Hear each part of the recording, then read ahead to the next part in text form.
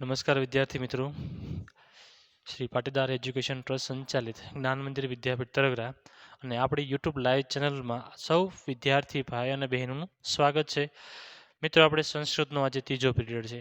તો મિત્રો, તમે સારી રીતે ઉત્સાહથી તમે આ વિડીયોને નિહાળો છો એ સારી બાબત કહેવાય છે. અને આપણે આ વિષયની અંદર ખાસ તમારે ધ્યાન એ રાખવાનું છે કે ખાસ તમારે આ માર્ક એમાં રોકડા મળતા હોય છે, કારણ કે ભાષાકીય ભૂલો છે નહીં. તમે ફક્ત ભાષાંતર એના પ્રશ્નો જો યાદ રાખો તો આમાંથી આપણને ઘણા બધા માર્ક એ આપણને એ મળી જતા હોય છે અને આપણી ટકાવારીમાં પણ વધારો થઈ જતો હોય છે.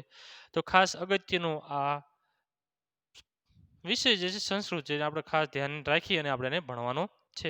ચલો મિત્રો, આપણે પેલા બે લેક્ચરની અંદર એક પહેલો શ્લોક ભણ્યા, બીજા શ્લોકની અંદર આપણે બીજો, ત્રીજો, ચોથો અને પાંચમો આજે છેલ્લો શ્લોક જે છે આપણે ભણવા જઈ રહ્યા છીએ. જે છઠ્ઠો શ્લોક છે ઉદ્ઘોષ. ઉદ્ઘોષ એટલે કે આપણને પ્રેરણા આપતો વેદમાંથી મળતો બોધ, એને ઉદ્ઘોષ તરીકે પણ કહેવામાં આવતો હોય છે. પણ આપણે જે છેલ્લે જે પાઠ આપણે શ્લોકો શીખ્યા એ શ્લોકોને આપણે ફરીવાર આજે પુનરાવર્તન કરી લઈએ. તમારી પાસે હવે નોટબુક છે, લખો છો એ સારી બાબત છે. ન લખતા હોય તો પોતે એ લખવાની શરૂઆત કરી દે. અને જેની પાસે હજી પણ સંસ્કૃતની પાઠ્યપુસ્તક નથી એ બજારમાંથી એ મેળવી લે. હવે આપણે આગળ હવે સમય ઓછો છે એટલે તેને ધ્યાનમાં રાખી અને આપણે હવે આગળ વધવાનું છે. ઝડપથી જેમ વધે છે એમ કાચમાની ગતિ નહીં પણ સસલાની ગતિ આપણે આગળ વધી અને આપણે આગળ ચાલવાનું છે મિત્રો. તો હવે આપણે પરીક્ષાનો સમય પણ આપણે આવી જશે એટલે ઝડપથી આપણે કાર્ય વધારી જઈએ. પણ હવે આપણે એને થોડુંક રિપીટ કરીએ. દરેકને તમને ખ્યાલ આવી તમે પાકું પણ કરતા હશો કે એવું માનું છું. અને સંસ્કૃતના શ્લોકો જે આપણે ભાષાંતર ચલાવીએ છીએ એનું પણ ધ્યાન તમે રાખતા હશો. તો ચાલો આપણે ફરીવાર એનું પુનરાવર્તન કરીએ. પહેલો શ્લોક જે છે પ્રાર્થના. પ્રાર્થનાનો અર્થ શું છે કે પોતાના પુરુષાર્થ પછી ખૂટતી શક્તિને પાછી મેળવવી હોય તો આપણે ભગવાનને માટે પ્રાર્થના કરીએ છીએ. પ્રાર્થના તો આપણે ઘણા બધા પ્રકારની કરતા હોય છે. ઘણા બધા શ્લોકો છે, ઘણી બધી સૂક્તિઓ છે અને આપણે ઘણા બધા માધ્યમથી આપણે પ્રાર્થનાઓને ગાતા પણ હોઈએ છીએ. તો આ પ્રાર્થના જે છે એ આપણને શક્તિ પૂરી પાડે છે, બળ આપે છે, નવું કંઈક વિચ્છા શક્તિ અને આપણને ધારણ કરાવતી હોય છે. એવી પ્રાર્થના આપણને પ્રસ્તુત કરવામાં આવી છે. તો કઈ છે? બે શ્લોક છે આપણે એના પ્રાર્થના. એમાં અભયમ કે ડર રહિત અને બીજું છે ધનની પ્રાપ્તિ, સારા ધન મળે એવા ધ્યાનથી આપણને શ્લોક આપેલા છે. તો ચાલો પહેલા શ્લોકનું ખાલી ભાષાંતર કરીએ અને આપણે આગળ વધીએ. તો પહેલા શ્લોકનું ભાષાંતર એ છે કે મિત્ર તરફથી અભય, શત્રુ તરફથી અભય, અમિત્રાતમ એટલે કે શત્રુ તરફથી અભય, જ્ઞાતાતમ એટલે કે જાણેલી બાબતથી અભય, પરોક્ષાત પુસ્તકમાં તમારું ધ્યાન છે તમે ત્યાં ધ્યાન આપી અને પોતે ભાષાંતરને પણ સાથે રાખી તમે મનમાં અંદર એ બોલતા પણ જશો જેથી કે તમને પણ યાદ રહી જાય. કે મિત્ર તરફથી અભય, અભય એટલે કે ડર રહિત, શત્રુ તરફથી અભય, જ્ઞાતાતમ એટલે કે જાણેલી વસ્તુઓથી અભય, પરોક્ષાતમ કે જે નજરે પડતું નથી તેનાથી અભય, રક્તમ એટલે કે રાત્રે અભય, દીવામ એટલે કે દિવસે અભય, બધી દિશાઓ મારી મિત્ર થાઓ, સર્વે આશા મમ મિત્ર ભવંતુ કે બધી દિશાઓ મારી મિત્ર થાઓ, જે આપણને અથર્વવેદમાંથી લેવામાં આવી છે. ચલો બીજો શ્લોક ઉપર જઈએ. બીજો શ્લોક છે ધનની પ્રાપ્તિ.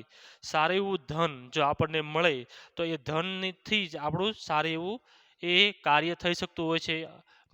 એક ખરાબ માર્ગે આવેલું ધન જે છે આપણે દરેક સારા ધનને એ પોતે લઈ જતું હોય છે. અનિતિ અને નીતિ આ બે પ્રકારના ધનથી મેળવેલી સંપત્તિ જે છે એ સારું એવું કાર્ય કરતું હોય છે. તો પેલું બીજું શ્લોકનું આપણે ભાષાંતર કરીએ કે હે અગ્નિદેવ. અગ્નિદેવને આપણે વિનંતી કરીએ છીએ કે અમને ધનને માટે સારા માર્ગે લઈ જાઓ. સુપથા રાય, રાય એટલે કે ધનને માટે, સુપથા એટલે કે સારા માર્ગે, નય એટલે કે લઈ જાઓ. તમારી પાઠ્યપુસ્તકમાં છે કે હે અગ્નિદેવ અમને ધનને માટે સારા માર્ગે લઈ જાઓ. પછી ઘણા બધા વિશ્વાની એટલે કે ઘણા બધા જ્ઞાનને જાણનારા, વાયુયાની એટલે કે જ્ઞાનને જાણનારા એ બાબતને ધ્યાનમાં રાખીને લેવામાં આવી છે. પછી લઈએ યુયોધી વત્તા અસ્મદ વત્તા જહુરાણમ વત્તા એન. પણ યુયોધી એટલે કે દૂર કરો, અસ્મનમ એટલે કે અમને, જહુરાણામ એટલે કે કુટિલ બંધનમાં નાખે તેવું પાપ. હવે આપણામાંથી કોઈ પણ જાણે અજાણે આવું કાર્ય થતું હોય છે જે આપણાથી થઈ ગયેલું હોય પાપ કે કુટિલ બંધનમાં થયેલું હોય પાપ, યુયોધીથી કે દૂર કરો. એટલે કે છે કે અમને કુટિલ બંધનમાં નાખે એવું પાપ થયેલું હોય તે દૂર કરો. યુયોધી એટલે કે દૂર કરો. તમારા વિસ્તૃતમ ભૂયષ્ટાંતે, ભૂયષ્ટાંતે શબ્દનો અર્થ બને છે કે વિસ્તૃત, તમારા વિસ્તૃત વચનને અમે નમન કરીએ છીએ. નમ વિધેયમ ઉક્તિ એટલે કે વચન, કે તમારા વિસ્તૃત વચનને અમે નમન કરીએ છીએ. તમે ધ્યાનથી તમે ભણો છો ઇતિહાસ. આગળ લઈ હવે ત્રીજો શ્લોક જે છે આપણને સંજ્ઞાનમ એટલે કે સંગઠનની ભાવના સાથે એ સંકળાયેલો છે. તો સંગઠન એ આપણું હોવું જોઈએ. તે સંગઠન વગર એ આપણા વ્યક્તિત્વ ઉપર બીજા લોકો એ હાવી થઈ જતા હોય છે. એટલે કે સંગઠનની ભાવના તો કેળવાવી જ જોઈએ. આપણે આગળના ધોરણમાં 10મા ધોરણમાં આપણે જોયું કાષ્ઠખંડમ, લાકડાનો ટુકડો જે છે ગુરુજી એને બોધ પણ આપે છે, કહે છે જો આ લાકડાનો ટુકડો એ નદીના પ્રવાહથી જો વિખટો પડશે એટલે કે પરિવારથી અલગ પડી જશે તો ક્યારેય એ સુખ મેળવી શકશે ને. તો આપણે જો સુખ મેળવવું હોય તો સંગઠનની ભાવના રહેવી જોઈએ.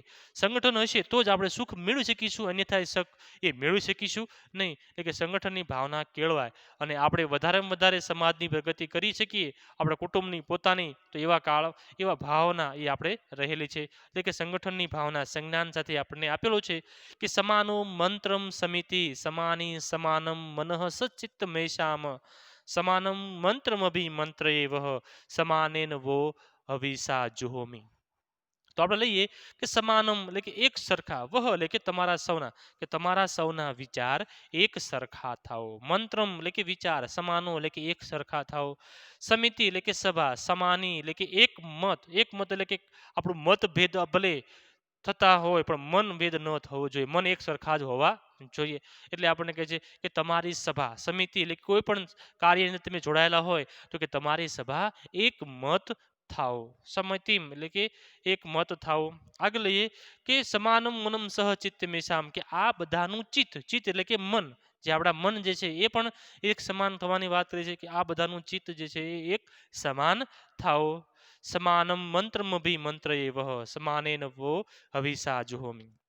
કે સમાનમ એટલે કે એક સમાન વિચારને, મંત્રમભી એટલે કે વિચારને, કે એક સરખા વિચારને હું માન્ય રાખું છું. મંત્ર એટલે કે માન્ય રાખું છું તો જ એ સમાજની પ્રગતિ થઈ શકશે, અન્યથા પ્રગતિ થઈ શકશે નહીં. એટલે કે એક સમાન મંત્રને હું માન્ય રાખું છું. અને સમાનેન વો હવિષા જુહોમી એટલે કે એક સમાન હોમ દ્રવ્ય વડે, હોમ દ્રવ્ય એટલે કે જે આપણે આહુતિ આપીએ છીએ, બલિદાન આપીએ છીએ, ઘીનું અનુષ્ઠાન કરીએ છીએ, એ હોમ દ્રવ્ય છે કે એક સમાન હોમ દ્રવ્ય વડે હું હોમ કરું છું. જુહોમી એટલે કે હું હોમ કરું છું, એ અર્પણ કરું છું, જેની ભાવના કહે છે જેના થકી એ આપણે સારા કાર્ય થાય અને એ હું બલિદાન, ત્યાગ, સમર્પણની ભાવના વિકસાય એ બાબતને ધ્યાનમાં રાખી અને હું હોમ કરું છું. ચોથો શ્લોક લઈ જઈએ આપણે ચલાવ્યો તો એ ચોથા શ્લોકની અંદર જોઈએ તો એક સંકલ્પ, જેનો અર્થ બને છે કે મનમાં કરવામાં આવતો વિચાર.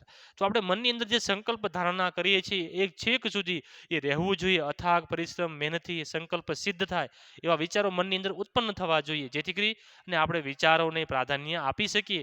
કોઈ પણ બાબત ઘટનાથી આપણે એ જોડાઈ જઈએ, આ વિચાર હું રાખું છું, એ બાબતને ધ્યાનમાં રાખીને આપણે લેવાનો છે.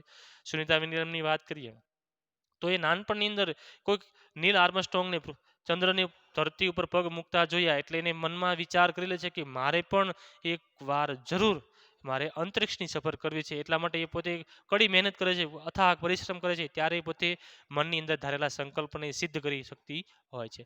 તો આવા સંકલ્પને ધ્યાનમાં રાખી અને આપણે પણ સંકલ્પ મનની અંદરથી અત્યારે તમે કરી શકો છો, જેથી કરી ભવિષ્યની અંદર તમે એ જ ગોલ તમે પકડી રાખો. તો આ સંકલ્પ સાથે ભગવાન એ આપણને કહેતા હોય છે કે સમાનમ સહૃદયમ એટલે કે સમાન હૃદયવાળા, એટલે કે તમને સૌને સમાન હૃદયવાળા, સમાન મનવાળા, સામનસ્ય વત્તા અવિદ્રેશ્યમ, ત્યાં શબ્દ છૂટો પડે કે સમાન હૃદયવાળા, એક અવિદ્રેશ્યમ એટલે કે દ્વેષ વગરના, કૃણોમી એટલે કે બનાવું છું. ફરીવાર વહ એટલે કે તમને સૌને, સહૃદયમ સમાન હૃદયવાળા, સામનસ્યમ સમાન મનવાળા, અવિદ્રેશ્યમ એટલે કે દ્વેષ વગરના બનાવું છું.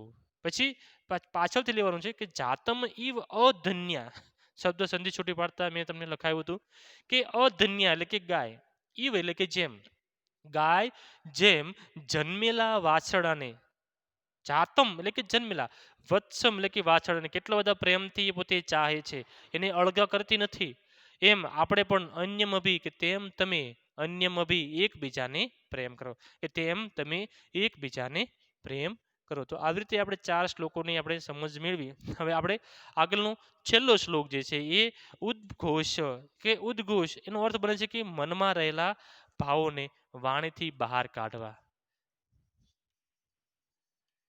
ઉદ્ઘોષ જેનો અર્થ બને છે મનમાં રહેલા ભાવોને વાણીથી બહાર કાઢવા. તો આવા મનની અંદર જે કોઈ પણ તમારા વિચારો જે હોય તો તમે સમાજને સામે રજૂ કરશો તો જ તમારું નિરાકરણ થશે. નહીંતર મનની અંદર ઘણો બધો ભાર લઈને જીવન જીવશો તો એ સમય તમારો જતો રહેશે અને તમે કોઈ પણ કાર્ય કરી શકશો નહીં. તો આવા જે મનની અંદર જે બહાર કાઢવાના જે વાણી થકી ઉદ્ભવ શબ્દ છે એ આપણને આપેલા છે. તો ચાલો લઈએ શ્લોક. શ્લોક 5મો જે છે આપણે લઈએ આપણે કે અયમ મેં હસ્તો લઈ આપણે લખીએ પણ છે. જોઈએ બધા. અયમ મેં હસ્તો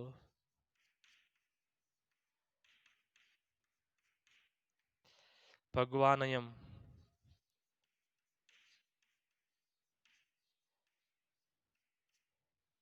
મેં ભગવંતરમ.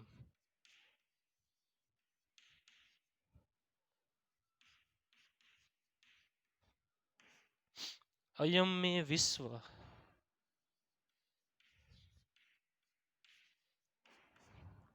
વિશ્વ પેશ જોડયમ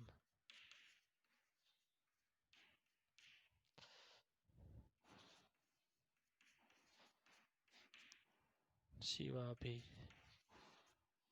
મર્શન.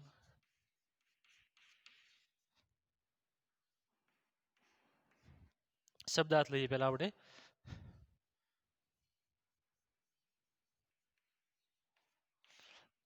દરેકે લખવાનું છે. અયમ એટલે કે આ. મેં એટલે મારો. હસ્તો એટલે કે હાથ.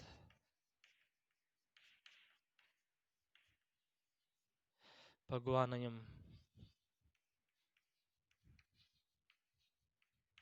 એટલે કે ભાગ્યશાળી.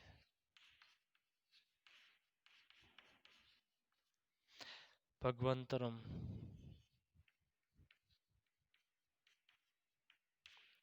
કે અતિશય ભાગ્યવાન. વધારે પડતો જેને કહીએ છીએ અતિશય ભાગ્યવાન.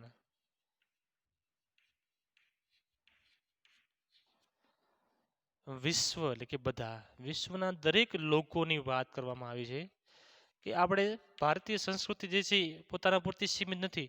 એ દરેક લોકોને એ ધ્યાન રાખી અને એ પોતે જરૂર સમજતા હોય છે કે બધા રોગોને મટાડવાની ઔષધિ મેસેજ બધા રોગોને મટાડવાની ઔષધિ. અને શિવ એટલે કે કલ્યાણકારી.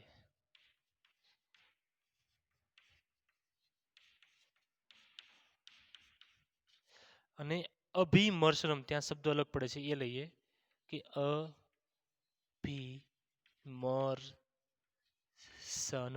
તો અભિમર્શનમ એટલે કે સ્પર્શ વાળો. સ્પર્શ વાળો. ચાલો હવે ભાષાંતર લઈએ આપણે. તો ભાષાંતર જોઈએ.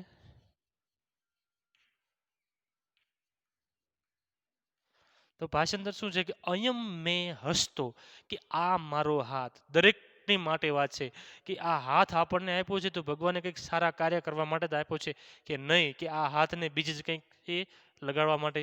તો કે અયમ મેં હસતો કે છે કે આ મારો હાથ. શબ્દ પહેલા ભાષાંતર લખી નાખું છું પછી તમને સમજાવું છું. મારો હાથ અતિશય ભગવાન એમ કે અતિશય સોરી ભાગ્યશાળી છે. પહેલા શબ્દ આવશે ભગવાન એમ એટલે કે ભાગ્યશાળી છે. પછી ભગવાન એમ મેં એટલે કે આ મારો હાથ હાથ બાકી રહી ગયો કે આ મારો હાથ અતિશય ભગવંતરમ કે અતિશય ભાગ્યશાળી છે.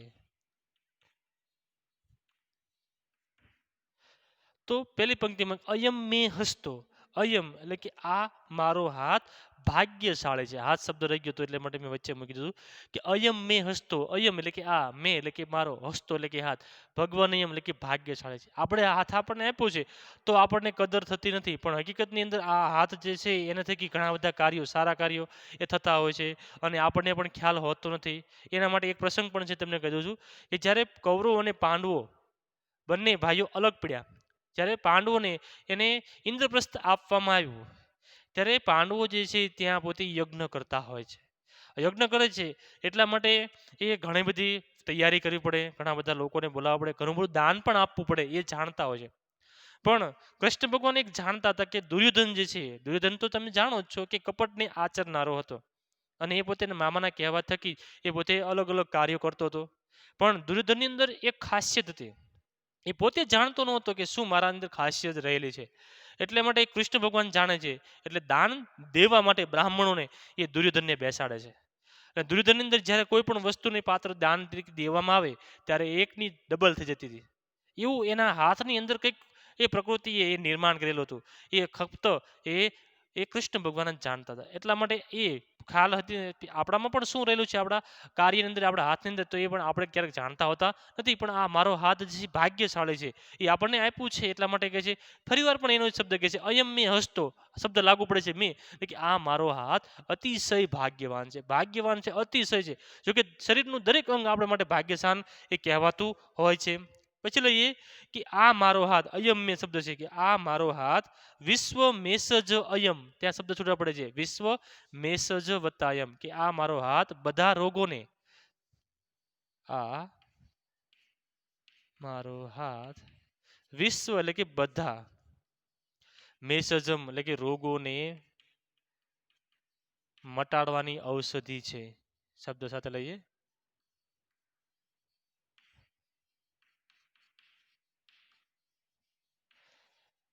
કારણ કે આપણે જાણીએ છીએ, આપણે જે કરીએ છીએ આપણે હાથથી જ કરીએ છીએ. જો વધારે પડતું કંઈક બીજા અલગથી આપણા હાથથી ખાવામાં આવશે તો આપણે એ રોગો પણ થતા હોય છે અને સારું એવું કાર્ય પણ થતું હોય છે. એટલે કે આ મારો હાથ બધા રોગોને મટાડવાની ઔષધિ છે.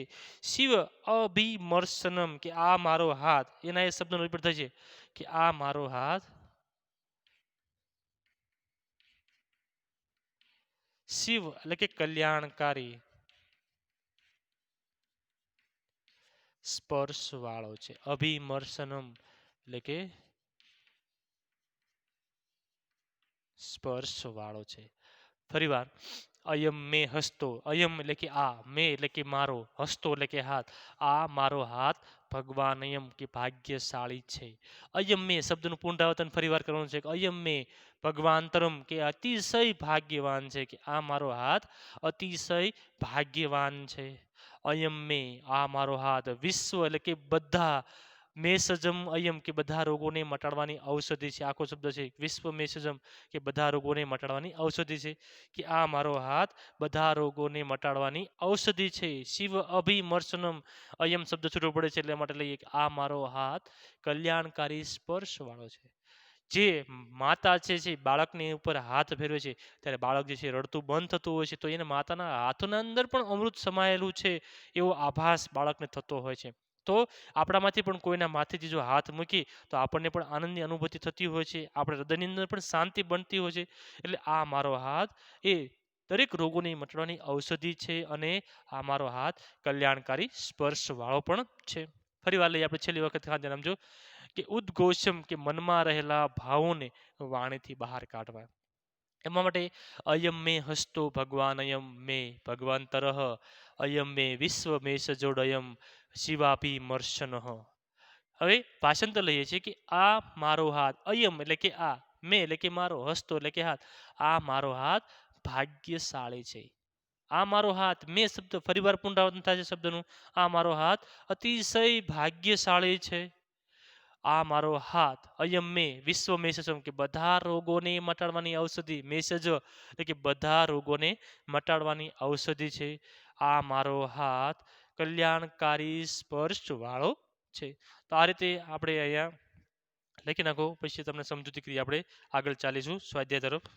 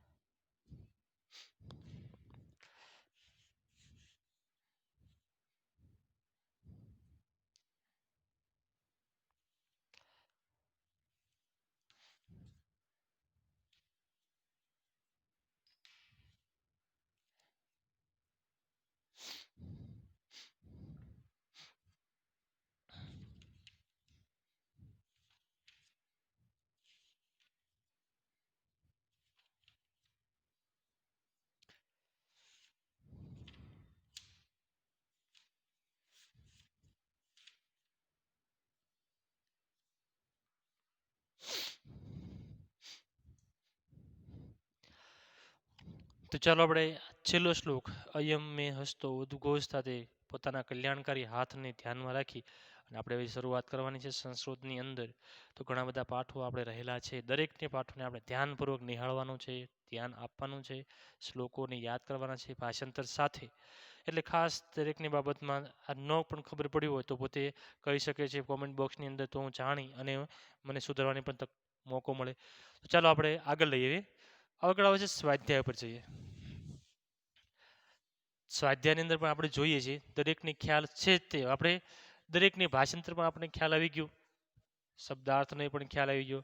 હવે આપણે ખાલી શબ્દના અર્થને ધ્યાન રાખી અને આપણે વિકલ્પો, પ્રશ્નો ગુજરાતીની અંદર પણ એ બધાને યાદ કરવાના છે. એટલે એ ધ્યાનમાં રાખી અને આપણે લેવાનું છે. તો ચાલો આપણે સ્વાધ્યાય ઉપર જઈએ, કારણ કે સ્વાધ્યાય એ ખાસ અગત્યનો છે. સ્વાધ્યાયમાંથી જ મોટા ભાગના પ્રશ્નો એ પૂછાતા હોય છે. જોકે સ્વાધ્યાયમાંથી જ પૂછાય છે, મોટા ભાગનું નહીં.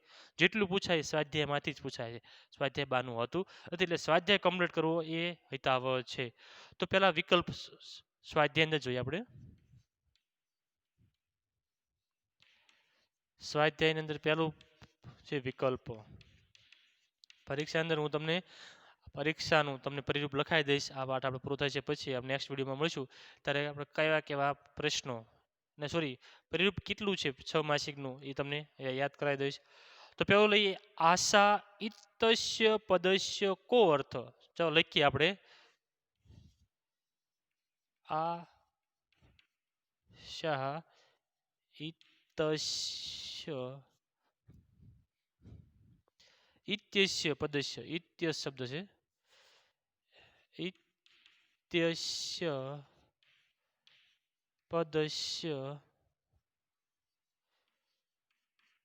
કોર્થ. દરેકને ખ્યાલ હશે તે તમે પોતે કોમેન્ટ બોક્સમાં પણ લખી શકો છો. ખાસ આશા શબ્દનો નીચેનામાંથી કયો શબ્દનો અર્થ એ આપણને જાણવા મળેલો છે. તો એ શ્રદ્ધા, બી વિશ્વાસ, સી દિશા અને ડી દેવતા. તો ઝડપથી પોતે લખી બતાવો કોમેન્ટ બોક્સની અંદર. ખાસ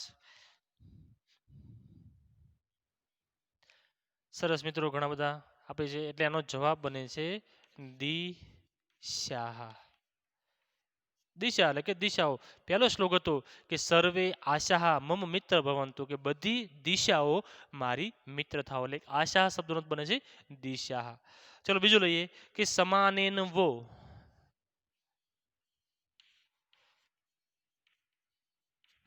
સમાનેન વો ખાલી જગ્યા જુહોમી શબ્દ છે. જુહોમી,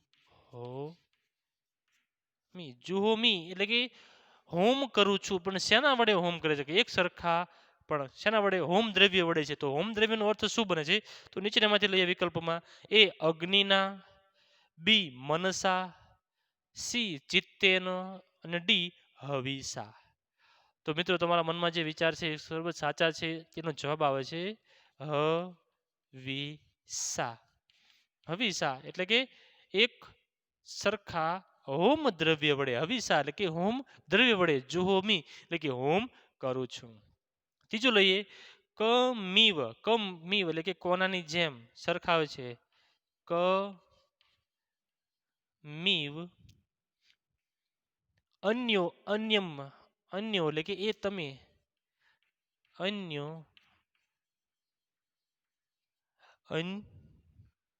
અન્યભિહર્યત, અન્યમ ભી હર્યત, હર્યત એટલે કે ચાહવું. એકબીજાને કોના વડે તમે કેમ કોનાની જેમ એકબીજાને પ્રેમ કરવાની વાત કરવામાં આવી છે. તો નીચે જ્યાં વિકલ્પો છે એ લઈએ કે જાતમ વત્સમ જાતમ ઇવ, બી અજામીવ, સી ગામીવ, ડી મિત્રમીવ. તો જવાબ સાચો પડે છે એ કે જાતમ ઇવ, જાતમ સોરી વત્સમ જાતમ ઇવ, સોરી ભૂલ થઈ ગઈ છે. વત્સમ એ વિકલ્પ પડે છે કે વત્સમ જાતમ ઈવ એટલે જન્મેલા વાછડાની જેમ, ગાય જેમ જન્મેલા વાછડાને પ્રેમ કરે છે તેમ આપણે પણ એકબીજાની સાથે પ્રેમ કરવાની વાત એ સરખામણી કરતા હોય છે. પાંચમો લઈએ વિશ્વ ભેષજ કહ અસ્તિ, સોરી ચોથો છે પાંચમોથી, ના સોરી ચોથું બાકી છે. અધન્યા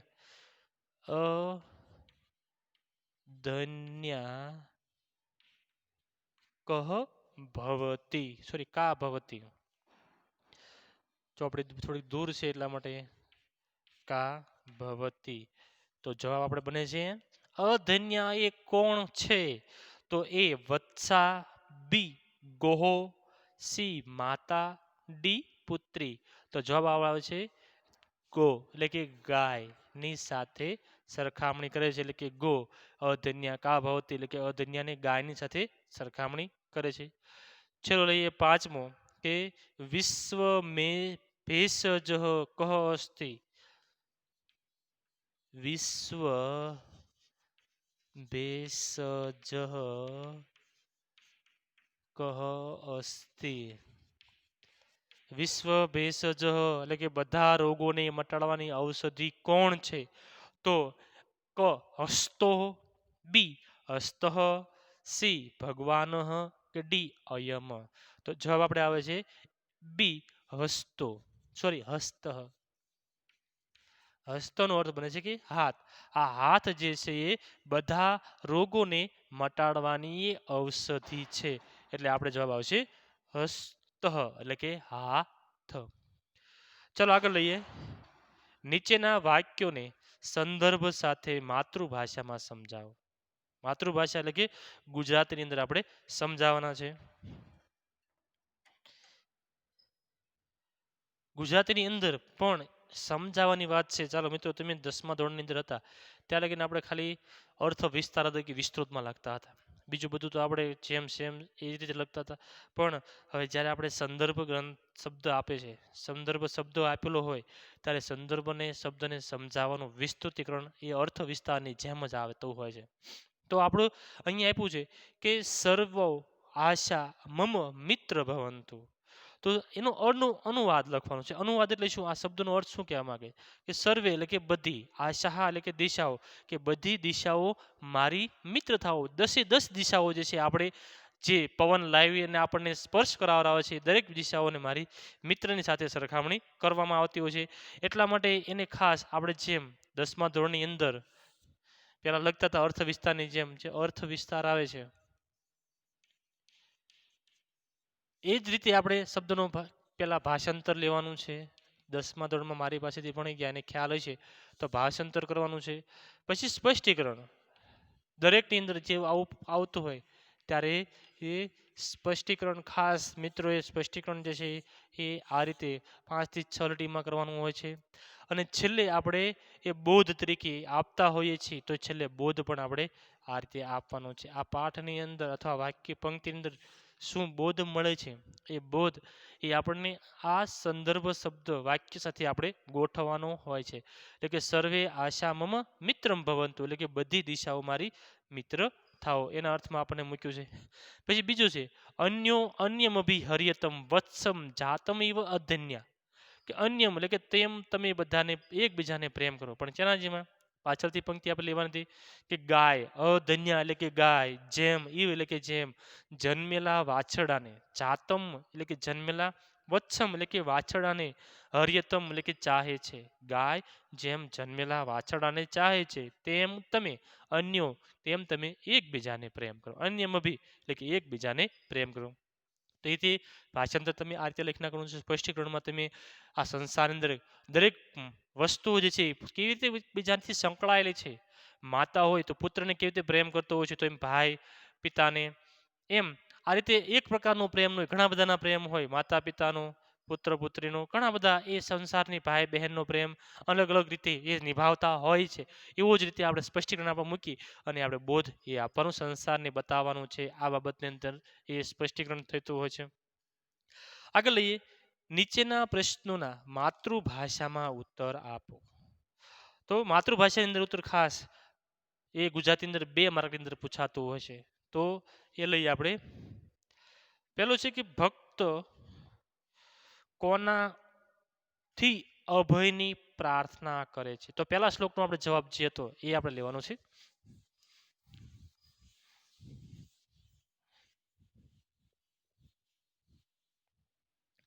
ભક્ત જે છે આપણે પહેલા શ્લોકનું આખું ભાષાંતર જે છે જો મોઢે તમને દરેકને આવડતું હોય તો એ દરેક એ પોતે લખી નાખશે. છતાં આપણે અહીંયા લખવાનો પ્રયત્ન કરીએ કે ભક્ત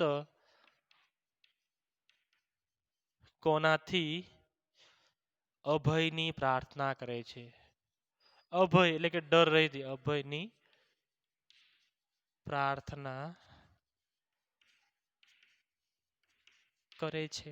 તો આનો જવાબ છે, તો આનો જવાબ પણ આપણે જે શ્લોકમાં આપ્યો છે એ રીતે લેવાનું છે કે મિત્ર તરફથી અભય, મિત્ર તરફથી, શત્રુ તરફથી, આપણે બધાને એક સાથે લઈએ, શત્રુ તરફથી, જ્ઞાતાતમ જાણેલી વસ્તુથી, જે જાણેલી બાબતથી અભય, પરોક્ષાતમ જે નજરે પડતું નથી, જે નજરે પડતું નથી તેનાથી અભય, નક્તમ રાત્રે અભય, દિવસે અભય, દરેક બાબતે અભય થાવો. અભય એટલે કે અભય થાવો.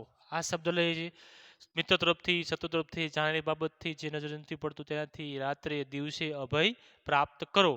અને બધી દિશાઓ અભય, તો છોકરી આટલું લખી નાખો તો ચાલે, કારણ કે બધી દિશાઓ મારી મિત્ર થાઓ. પણ આપણે ખાલી આટલા શબ્દો લેવાના છે કે મિત્ર તરફથી, શત્રુ તરફથી, જાણેલી બાબતથી, નજરે પડતો નથી તેનાથી, રાત્રે અભય, દિવસે અભય થાઓ. છેલ્લે અભય તરીકે આપણે મૂકી શકીએ છીએ. તો ધ્યાનમાં રાખીને આપણને શ્લોક મૂક્યો છે. બીજો લઈએ, કઈ કઈ બાબતમાં સમાનતાનું સંજ્ઞાન માનવે કેળવવાનું હોય છે. તો સમાનતાનો અર્થ આપણે લઈએ છીએ. પ્રશ્ન બીજો છે, કઈ કઈ બાબતમાં માનવે સંજ્ઞાન અથવા સંગઠન, જેને કહીએ સંજ્ઞાન કેળવવાનું કે મેળવવાનું, માનવે કેળવવાનું હોય છે. સમાનતાનું સંજ્ઞાન માનવે સંજ્ઞાન કેળવવાનું હોય છે. જે શબ્દ લઈએ,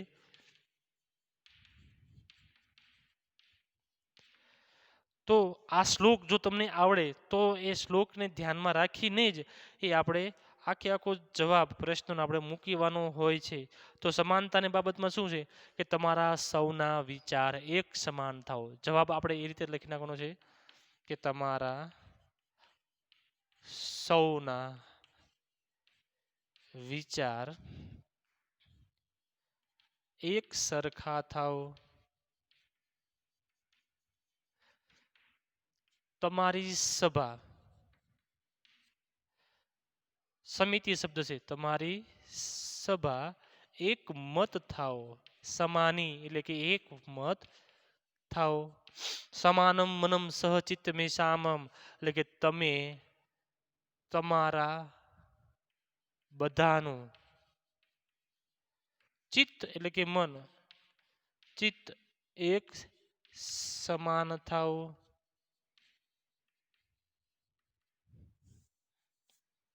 આગળ તો આ બાબતની અંદર આ માનવે એ કેળવવાની હોય છે. તો એ પણ આગળ શબ્દ છે તો લઈએ આપણે કે તમારા વિચારને માન્ય રાખું છું. એક સરખા હોમ દ્રવ્ય વડે એક સરખા હોમ દ્રવ્ય વડે હોમ કરું છું. હોમ કરું છું. ફક્ત તમને ભાષાંતર આવડે છે તો એના પ્રશ્નના જવાબ પણ એના ઉપરથી જ મેળવવાના હોય છે. એટલે એ પણ તમને તૈયારી થતી હોય છે. ચલો તમે આટલું લખી નાખો, પછી આપણે આગળનો બીજો પ્રશ્ન પર જઈશું. ત્રીજો પ્રશ્ન જે છે તે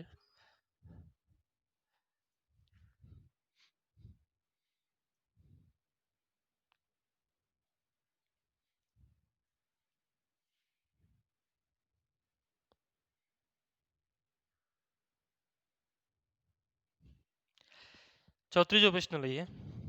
દરેકે લખી નાખ્યું છે, સાથે સાથે લખતા પણ જતા હોઈશું. અને તમને ભાષાંતર લખાયું છે એ ભાષાંતરને આધારે જ આપણે આ પ્રશ્નનો જવાબ આવે છે.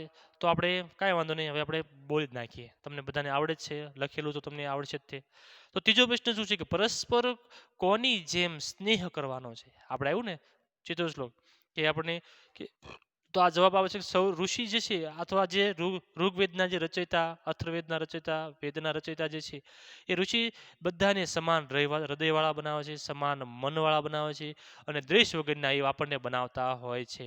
અને આપણા શરીરની અંદર જે પણ એ આપણને મૂકેલું છે બધાની માટે સરખું જ છે. એમ ગાય જેમ જન્મેલા વાછરડાને ચાહે છે તેમ તમે એકબીજાને એક રીતે ભાવનાથી એ કેળવતા જાઓ. એ આપણને સમજાવવા માટેનો આ એક એ સ્નેહ એ વાપરવાની ગાયની જેમ કહેવામાં આવ્યું છે. પછી આગળ છેલ્લો કે માનવીના હાથને મંત્રમાં કેવો બતાવ્યો છે. તો માનવીના હાથની અંદર જો છો તો ઋષિ પોતાના મનોભાવને વાણીથી બહાર કાઢવાની ઉદ્ઘોષણા જે આવ્યો ને છેલ્લો શ્લોક છે કે આ મારો હાથ જે છે એ ભાગ્યશાળી છે અથવા ભાગ્યવાન છે. આ મારો હાથ અતિશય ભાગ્યવાન છે. આ મારો હાથ બધા રોગોને મટાડવાની ઔષધિ છે. વિશ્વ ભેષજ કે બધા રોગોને મટાડવાની ઔષધિ છે. અને આ મારો હાથ કલ્યાણકારી સ્પર્શવાળો છે. તો આ રીતે ચારે ચાર પ્રશ્નો જે છે શ્લોકની આધારે આપણને ગોઠવવામાં આવેલા છે. તો આપણે એ શ્લોક લખી નાખીએ તો આપણા પ્રશ્નોનું નિરાકરણ પણ એ થતું જોવા મળતું હોય છે. તો આ રીતે ચારે ચાર પ્રશ્નો એ આપણે થતા હોય છે. પછી છેલ્લે છે સમીક્ષાત્મક નોંધ લખો. એટલે સમાનો મંત્રમ નો થતો ભાવ. તો આપણને ભાવ રજૂ થવાનો છે કે આપણે જે કુટુંબની અંદર રહીએ છીએ એ કુટુંબની અંદર આપણે એકબીજા સાથે કેળવાતા હોઈએ છીએ. એ આપણને અનુકરણ કરતા હોય છે. આપણે પિતાનું જોઈને આપણે શીખતા હોઈએ છીએ. પણ એ જો એક સંગઠન રહીને રહેતા હોય તો જ. તો આ સમાન મંત્રમ એ આપણે જે મનની અંદર રહેલા ભાવો જે છે એ આપણે બતાવવાના હોય છે. ચાલો આપણે છેલ્લે મંત્રસ્ય પૂર્તિ વિધેય એટલે કે જે શ્લોક આપ્યો છે એને આપણે શ્લોક પૂર્તિ જેને કહીએ છીએ એ બે શ્લોક પૂર્તિ છે કે અગ્નિ નયે સુપથા રાય એ છે. અને બીજો છે સમાનો મંત્રમ સમિતિ સમાનમ મંત્રમ જે છે આ બે શ્લોક છે. ખાસ જે શ્લોક પૂર્તિ આપને આપવામાં આવે છે એ ફક્ત સ્વાધ્યાયમાં જે આપેલો છે એ જ પૂછાય છે, અન્ય કોઈ વધારાની પૂછાય છે નહીં. એટલે એ શ્લોક પૂર્તિ બંને ખાસ દરેક વિદ્યાર્થીઓ તૈયાર પણ કમ્પ્લીટ કરી રાખવી. જે શબ્દો એ આપેલા તમને લાગતું હોય છે કે શ્લોકની અંદર જે બે લીટી આપણને આપેલી છે, એક આડી લીટી અને એક ઊભી લીટી, તમને ખ્યાલ છે. તો એ ઊભી લીટી શું છે? તો ઊભી લીટી જે છે સ્વર કહેવામાં આવતા હોય છે, જે આપણે સ્વર અને વ્યંજન કહીએ છીએ. તો એ આડી અને ઊભી લીટીનું મહત્વ એટલું છે કે ઊભી લીટી જે સ્વરિત છે, સંશોધન 3 પ્રકારના સ્વર છે, સ્વરિત, ઉદાત્ત અને અનુદાત્ત. ઊભી લીટી જે છે એ સ્વરિત છે, આડી લીટી જે છે એ અનુદાત્ત છે અને ઉદાત્ત જે છે આપણને આમાં આપવામાં આવતી નથી. એટલે ફક્ત પણ જ્યારે ગાય શકવાના શ્લોકો હોય ને ત્યારે એ સ્વર પ્રમાણે, જેમ આપણે ગુજરાતની અંદર છંદનો ઉપયોગ કરીએ છીએ ને એમ આનું પણ બંધારણ હોય છે. તો એ રીતે આપણને આડી અને ઊભી લીટી આપવામાં આવેલી હોય છે. ચાલો મિત્રો, આજે આપણે પૂર્ણ કરીએ છીએ. પહેલો પાઠ પણ પૂર્ણ કરીએ છીએ અને આપણે પીરિયડ પણ પૂર્ણ કરીએ છીએ. તો દરેક મિત્રોએ ખાસ જે તમને કીધેલું છે આખો પાઠ સ્વાધ્યાય સહિત તમારે પોતાની પાકી નોટની અંદર બનાવવાનો છે. ત્યાં સુધી આપણે રજા લઈએ છીએ.